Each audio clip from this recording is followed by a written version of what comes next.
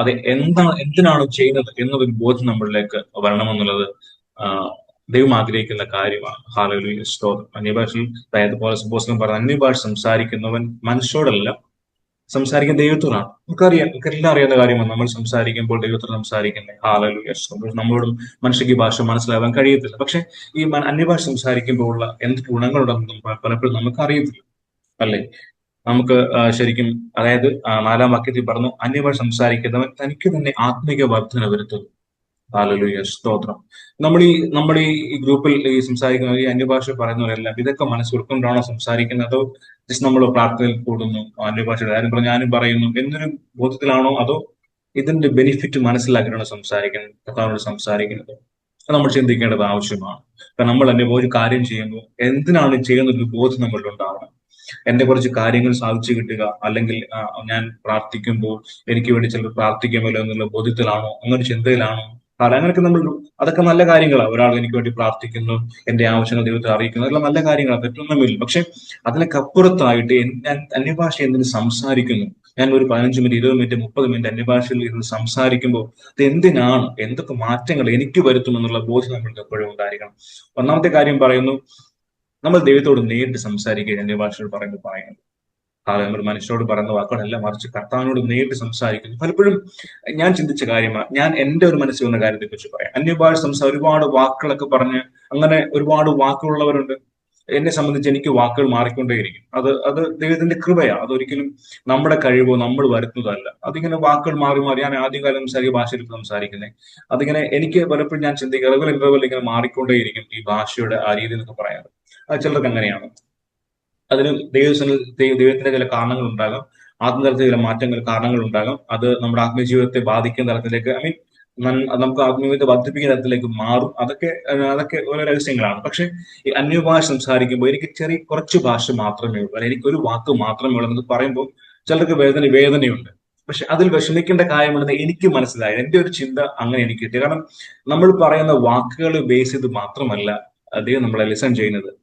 ദൈവം നമ്മുടെ ഹൃദയമാണ് നോക്കുന്നത്. ഹല്ലേലൂയ. ആ ഹൃദയത്തിൽ നിന്ന് വരുന്ന വാക്കുകൾ, അല്ലെങ്കിൽ ആ ഹൃദയത്തിൽ നിന്ന് വരുന്ന ദൈവത്തോടുള്ള സപ്ലിക്കേഷൻസ്, അല്ലെങ്കിൽ ദൈവത്തോട് ഹൃദയം സംസാരിക്കാൻ ആഗ്രഹിക്കുന്ന, ആത്മമനുഷ്യൻ സംസാരിക്കാൻ ആഗ്രഹിക്കുന്ന കാര്യങ്ങൾ നമ്മുടെ നാവിലൂടെ, അന്യഭാഷയിലൂടെ പുറത്തു വരുന്നു. അത് വാക്കുകളുടെ പെരുപ്പം കൊണ്ടാവണമെന്നില്ല, മറിച്ച് ആത്മാവ് സംസാരിക്കുന്ന കാര്യങ്ങൾ അതൊരു വാക്കിലൂടെ ആയിരിക്കും. നമ്മൾ ഒരു വാക്കുകളും ഭയപ്പെടേണ്ട, വിഷമിക്കേണ്ട. കാരണം ഈ ആത്മാവിന്റെ ആ തിരിച്ചറിവുകൾ, ആത്മാവിന്റെ പ്രാർത്ഥനകൾ, ആത്മാവിന്റെ ദൈവത്തോട് സംസാരിക്കാൻ സംവേദിക്കുന്ന കാര്യങ്ങൾ ഒരുപക്ഷെ ഈ ഒറ്റ വാക്കിലൂടെ ആയിരിക്കും അത് ദൈവത്തിലേക്ക് എത്തിച്ചേരുന്നത്. അതുകൊണ്ട് ആ വാക്കിലൂടെ അല്ല, മറിച്ച് ആത്മാവ് ദൈവമായി ഷെയർ ചെയ്യാൻ ആഗ്രഹിക്കുന്ന കാര്യങ്ങൾ, അത് ഈ വാക്കിലൂടെ എല്ലാ കാര്യങ്ങളും ദൈവം അറിയുന്നുണ്ട്. എനിക്ക് മനസ്സിലായ കാര്യം. അതുകൊണ്ട് ചിലർക്ക് ഒരു വാക്കോ 2 വാക്കോ മാത്രമേ ഉള്ളൂ. ചിലർക്ക് കുറച്ച് ഭാഷയുള്ളൂ. ചിലർക്ക് അത് മാറുന്നേ ഇല്ല. അത് മാറുന്നത് നല്ലതാണ്. ചിലർ മോസ്റ്റ് ഓഫ് ദ കേസ് മാറി കാണാറുണ്ട്. പക്ഷെ ഒരു ഭാഷയുള്ളെന്ന് കരുതി വിഷമിക്കേണ്ട കാര്യമൊന്നുമില്ല. ദൈവത്തോട് സംസാരിക്കുമ്പോൾ ഒറ്റ വാക്കേ ഉള്ളൂ. ചിലപ്പോൾ കുഞ്ഞുങ്ങളൊക്കെ ഒറ്റ വാക്കിലൂടെ എല്ലാം സംസാരിക്കാം. അതുകൊണ്ട് ഒരു ഭാഷ പറയുന്നത് ശിശുവാണ് അർത്ഥമൊന്നുമില്ല, ആത്മീയ ശിശുവാണ് അർത്ഥമൊന്നുമില്ല. ശിശുക്കൾ സംസാരിക്കാനുണ്ടല്ലോ എല്ലാം. ചിലപ്പോൾ അവർ പറഞ്ഞ എങ്ങനെയൊക്കെയോ പറഞ്ഞില്ല. അപ്പൊ എല്ലാ കാര്യങ്ങളും അവർ അമ്മയോട് പറയാൻ വേണ്ടി ഉപയോഗിക്കുന്ന ഒറ്റ വാക്കാണ്. സ്തോത്രം. അതുകൊണ്ട് ചില വാക്കുകൾ മാത്രമേ ഉള്ളെന്ന് കരുതി അതിൽ വേദനിക്കേണ്ട കാര്യമൊന്നുമില്ല. പക്ഷെ അതിൽ വളരെ നല്ലതാണ്. ദൈവത്തോട് പ്രാർത്ഥിക്കുമ്പോൾ ദൈവം നമുക്ക് മാറ്റങ്ങൾ തരും. അത് നമ്മുടെ ആത്മമനുഷ്യനെ ശക്തിപ്പെടുത്തും. ഓക്കെ. അവിടെ ദൈവത്തോട് സംസാരിക്കാൻ ഉപയോഗിക്കുന്ന ഒരു മീഡിയേറ്റർ എന്ന നിലയ്ക്ക് അന്യഭാഷ നമുക്ക് ഉപയോഗിക്കാൻ സാധിക്കും. അന്യഭാഷയുടെ ഉദ്ദേശങ്ങളിലൊന്നും, പ്രധാനപ്പെട്ട ഉദ്ദേശങ്ങളൊന്നും അത് തന്നെയാണ്, ദൈവമായി കമ്മ്യൂണിക്കേറ്റ് ചെയ്യുക എന്നുള്ളതാണ്. സ്തോത്രം. ഹാലലൂയ. രണ്ടാമത്തെ കാര്യം എന്ന് പറഞ്ഞാൽ ആത്മമനുഷ്യനെ ബലപ്പെടുത്തുക. ആത്മമനുഷ്യനെ ബലപ്പെടുത്തുക എന്നുള്ളത് വളരെ ഇമ്പോർട്ടന്റ് ആയ കാര്യമാണ്. പലപ്പോഴും നമ്മൾ ലോകത്ത് ജീവിക്കുമ്പോൾ നമ്മുടെ ജഡമനുഷ്യൻ നമ്മളെ കൺട്രോൾ ചെയ്യുന്നതല്ലേ. നമ്മുടെ ആത്മമനുഷ്യന്റെ വെയിറ്റ് ജഡമനുഷ്യനെക്കാട്ടി കുറഞ്ഞിരിക്കുമ്പോഴാണ് നമ്മുടെ ജഡമനുഷ്യൻ നമ്മളെ കൺട്രോൾ ചെയ്യുന്നത്. പലപ്പോഴും ലോകത്തിന്റെ തെറ്റെന്നല്ല, നമ്മൾ ആത്മീയമായിട്ട് വളരാൻ ആഗ്രഹിക്കുന്നുണ്ടോ, നമ്മുടെ ആത്മമനുഷ്യൻ നമ്മളെ കൺട്രോൾ ചെയ്യാൻ തുടങ്ങണം. അല്ലെങ്കിൽ നമുക്ക് ആത്മീയമായിട്ട് വളരാൻ സാധിക്കുകയില്ല, ഒരു പരിധി വിട്ട് പോകാൻ സാധിക്കുകയില്ല. നമ്മളെ വിശ്വാസികൾ എന്ന് പറയുന്നത് നമ്മളെ പലപ്പോഴും കൺട്രോൾ ചെയ്യുന്ന നമ്മുടെ ജഡമനുഷ്യനാണ്. നമ്മുടെ ജഡത്തിന്റെ ആ ഇച്ഛകൾ കൂടുതൽ വെയിറ്റായി നിൽക്കുമ്പോഴാണ് നമ്മുടെ ആത്മമനുഷ്യന്റെ ഇച്ഛകൾ താണു പോകുന്നത്. ജഡമനുഷ്യന്റെ ചിന്തകൾ എപ്പോഴും ആ വെയിറ്റ് കൂടിയിരിക്കുമ്പോൾ എപ്പോഴും നമ്മുടെ ഫോക്കസ് അതിലേക്കായിരിക്കും. ഞാൻ പറഞ്ഞത് മനസ്സിലാവുന്നുണ്ടല്ലോ അല്ലേ? നമ്മുടെ ഫോക്കസ് എപ്പോഴും അതിലേക്കായിരിക്കും. ആ ജഡമനുഷ്യ ചിന്തകൾ ആ ജഡത്തിന്റെ ഇച്ഛകൾ ഫോക്കസ് ചെയ്യുന്നതിനപ്പുറത്തേക്ക് ആത്മമനുഷ്യന്റെ ഇച്ഛകൾ ഫോക്കസ് ചെയ്യുമ്പോഴാണ് നമ്മുടെ സ്പിരിച്വൽ ലൈഫ് വളരാൻ തുടങ്ങുന്നത്. ഇങ്ങനെ ആത്മമനുഷ്യന്റെ ഇച്ഛകളെ നമ്മൾ ഹാലലൂയ അതിന് നമ്മൾ അധികമായി ഫോക്കസ് ചെയ്യുമ്പോൾ ആ ഇച്ഛകൾ ആ ആത്മമനുഷ്യൻ വളരാൻ തുടങ്ങുമ്പോൾ ഹാലലൂയ അപ്പോൾ നമ്മുടെ ആത്മജീവിതം വളരാൻ തുടങ്ങും. അതിന് സഹായിക്കുന്ന വളരെ പ്രധാനപ്പെട്ട ഒരു ടൂളാണ് ഈ അന്യഭാഷ എന്ന് പറയുന്നത്. ഞാൻ വളരെ കുറച്ച് കാര്യങ്ങളെ പറയുന്നുള്ളൂ അന്യഭാഷയെ കുറിച്ച്, ബിക്കോസ് നമുക്ക് ജസ്റ്റ് വളരാൻ വേണ്ടി. ഉദാഹരണം ഞാൻ പറയാം. നമ്മുടെ റാംബാബു എന്നൊരു മനുഷ്യൻ കർണാടകത്തിലുണ്ട്. അദ്ദേഹം കർത്താവിന്റെ പേര് എന്നൊരു മനുഷ്യൻ റാംബാബു. കുറെ കോൺട്രവേഴ്സി ഉണ്ടെങ്കിലും ഒക്കെ ഞാൻ ഉദാഹരണം പറയുന്നത് നമ്മുടെ ഒരു നന്മയ്ക്ക് വേണ്ടിയാണ്. അദ്ദേഹം വ്യക്തിപരമായിട്ട് അതിന്റെ മാറ്റി നിർത്താം, പക്ഷെ ആ അനുഭവങ്ങൾ ഞാൻ പറയാം. അദ്ദേഹം ഒരു പുസ്തകം ഒരിക്കൽ വായിച്ചു. ഒരിക്കൽ ഞാൻ പറഞ്ഞിട്ടുള്ള കാര്യമായി. ആ മനുഷ്യൻ ഒരു യൂറോപ്പിലുള്ള ഒരു പാസ്റ്ററിന്റെ പുസ്തകം വായിച്ചു. ഈ ദേവാസൻ ഈ റാംബാബു അല്ല, ഈ പുസ്തകം എഴുതിയ മനുഷ്യൻ. അദ്ദേഹം ഒരു ചർച്ച ഉണ്ടായിരുന്നു, യൂറോപ്പിലുള്ള ചർച്ച ഉണ്ടായിരുന്നു. അദ്ദേഹം ചർച്ചിൽ വരാൻ തുടങ്ങി. ചർച്ചിൽ വിശ്വാസികൾ അങ്ങനെ ആരുമില്ല, അദ്ദേഹം മാത്രം വരുന്നു. അദ്ദേഹം അവിടെ പ്രാർത്ഥിക്കാനായി തുടങ്ങുന്നു. എല്ലാ ദിവസങ്ങളിലും മണിക്കൂറിലേക്ക് അന്യഭാഷ സ്പെൻഡ് ചെയ്യാൻ തുടങ്ങുന്നു. മാസങ്ങൾ കഴിഞ്ഞ് ഒരു മാറ്റവും ഉണ്ടാവുന്നു, ചർച്ചയിൽ ആരും വരുന്നില്ല, ഒന്നും സംഭവിക്കുന്നില്ല. പക്ഷെ ഈ മനുഷ്യൻ തുടർച്ചയായിട്ട് പ്രാർത്ഥിച്ചുകൊണ്ട് അന്യഭാഷ ഇന്നും വരും, അവിടെ നിന്ന് പ്രാർത്ഥിക്കും. അദ്ദേഹം തിരിച്ച് വൈകുന്നേരം വീട്ടിൽ പോകും. അതിങ്ങനെ തുടർന്നുകൊണ്ടിരുന്നു. ഒരിക്കൽ ചർച്ചിന്റെ സെക്യൂരിറ്റി എന്ന് പറഞ്ഞു, എന്റെ പൊന്നു പാസ്റ്റർക്ക് വരെ പണിയൊന്നുമില്ല, ഇത്ര നാളായി ഇങ്ങനെ പ്രാർത്ഥിക്കുക, ചർച്ചയിൽ ആരും വരുന്നുമില്ല, നിങ്ങളിങ്ങനെ പ്രാർത്ഥിച്ചുകൊണ്ടേയിരിക്കുക. പാസ്റ്റർക്കാരും ചെയ്യും, ഈ ചർച്ച നിർത്തിയിട്ട് വേറെ എങ്ങോട്ടും പോയി ചർച്ച തുടങ്ങിക്കൂടെ എന്ന് ചോദിച്ചു. അങ്ങനെ അദ്ദേഹത്തെ നിരുത്സാഹപ്പെടുത്താൻ ശ്രമിച്ചു. പക്ഷെ അദ്ദേഹം മടുത്തു പോയില്ല, പ്രാർത്ഥിച്ചുകൊണ്ടേയിരുന്നു. അത് കുറച്ച് കഴിഞ്ഞപ്പോഴത്തേക്ക് ഈ സെക്യൂരിറ്റി ഒരു ദിവസം വന്ന് പറഞ്ഞു, പാസ്റ്റർ അപ്പുറത്ത് വേറൊരു പ്രാർത്ഥന നടക്കുന്നുണ്ട്, പാസ്റ്റർ കാര്യം ചെയ്യും, ഇവിടുന്ന് പ്രാർത്ഥിക്കുക, അവിടെ പോയി പ്രാർത്ഥിക്കാൻ പറഞ്ഞു. അങ്ങനെ ഒരു ദിവസം അങ്ങനെ അനുഭവം ഉണ്ടായി. സോ ഈ മനുഷ്യൻ എന്ത് ചെയ്തു, ആ ചർച്ച ഇറങ്ങിയിട്ട് തൊട്ടടുത്ത് വീട്ടിലേക്ക് പോയി.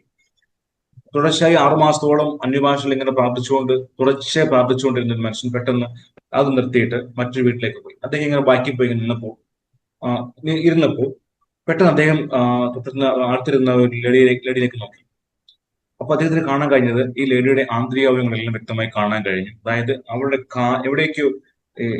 അവരുടെ കാലിൽ എന്തോ ഒരു ബെൽറ്റ്, അതായത് അവരുടെ കാലിനകത്ത് മുട്ടിന്റെ ഭാഗത്ത് ഒരു ബെൽറ്റ് എന്തൊക്കെയോ തകർന്നു പോയ പോലെ എന്തൊക്കെ കാഴ്ച അദ്ദേഹം കാണാൻ സാധിച്ചു. ബെൽറ്റ് ഇട്ട എന്തൊക്കെയോ കാണാൻ അദ്ദേഹത്തിന് സാധിച്ചു. ഞാൻ എന്റെ ഓർമ്മ എന്ന് പറയുന്നത്, എന്നിട്ട് പരിശുദ്ധാത്മ പെട്ടെന്ന് മനുഷ്യനോട് പറഞ്ഞു, ആ വ്യക്തിക്ക് വേണ്ടി പ്രാർത്ഥിക്കാൻ പറഞ്ഞു.